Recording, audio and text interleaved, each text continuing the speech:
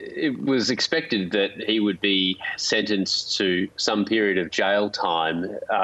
People in advance didn't really specify how long it would be because, of course, with this case, there's been basically no transparency on what Michael Spavor is alleged to have actually done with espionage and state secrets. It was a closed trial.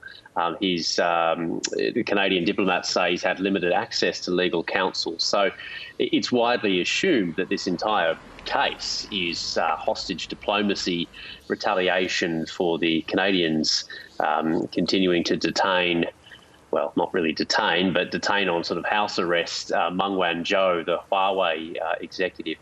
So 11 years, it sounds like a very harsh sentence. But I think it probably will completely hinge on what happens with that Canadian extradition case involving Meng Wanzhou. And so, unfortunately for Michael Spavor, he's likely to remain behind bars in China for however long that takes, and it will depend on the outcome, probably. So that's an interesting point, because in some instances like this, a foreign national is allowed to serve the majority of the sentence back in their home country. They can sometimes be deported. But do you think that's unlikely in this instance, at this point, at this juncture?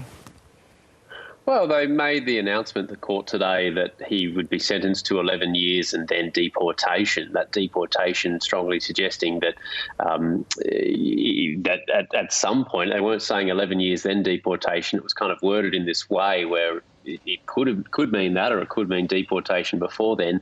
The point is, I think everybody assumes that if Meng Wanzhou were to be successfully extradited to the United States to face fraud charges there, that would not augur well for Michael Spavor, and who knows, maybe he would end up having to serve that entire sentence in China.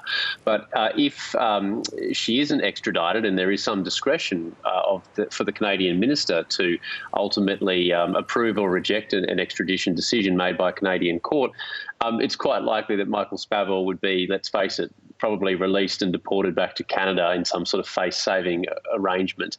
So, you know, this is a case that hinges on many more other factors. So, Bill, how different is the case of Robert Schellenberg, who has had his death sentence upheld? Is there any chance that there could be representation by the Canadian government on his behalf? Yeah, Robert Schellenberg's case obviously very different because he was a convicted drug smuggler. He was given a 15-year sentence in 2018, and then within a couple of months, the Chinese authorities announced they would hastily retry him. And it was so bizarre. I was in China at the time, and Canadian journalists were getting these phone calls from the foreign ministry officials inviting them to fly to, I think it was the city of Dalian, to actually sit in and observe the proceedings, which is the total opposite of how access to Chinese court cases normally works. So they were going out of their way to publicise him being given the death penalty. So once again, the timing of it makes it pretty damn clear that it is a retaliatory action for the Meng Wanzhou case.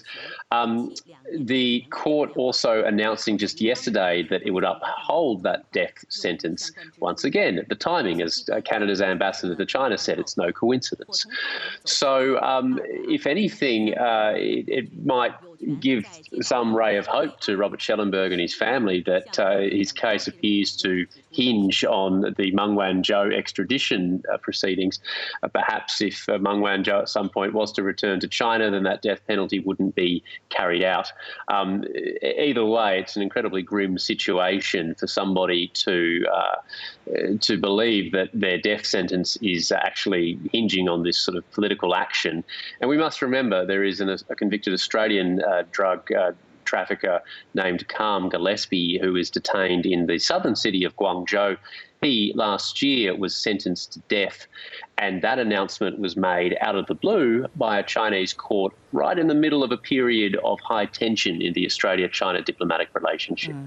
There's talk that Canada might boycott the Beijing Winter Olympics. Other countries are also talking about that.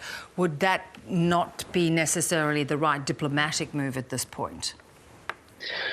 I find it very unlikely to believe that any major country will end up boycotting the Beijing Olympics for all sorts of reasons. In the United States at the moment, they're talking about a diplomatic boycott. Let the athletes go, but don't send any officials. And the way things are looking with the coronavirus situation in China, the hints and indications from the Chinese side is that they will likely end up holding the Olympics in a sort of similar bubble situation to what we saw in Tokyo. So they might not even extend the red carpet to a whole host of visiting dignitaries. The idea that Canada would boycott, well, I mean, who knows? But I would suggest that if in 6 months' time, both Michael Spavor, Michael Kovrig are still in jail in China, if Robert Schellenberg is still in jail in China, there are 3 other Canadians too, Chinese Canadians, who have been given the death penalty for drug smuggling as well. So you've got a total of 4 Canadians on death row, plus Spavor, plus Kovrig. If they're all still there in 6 months' time, which they should be, possibly any move to boycott the Olympics on the Canadian side would make things even worse for them. Good to talk, Bill. Thanks so much for your time. Thanks, Bev.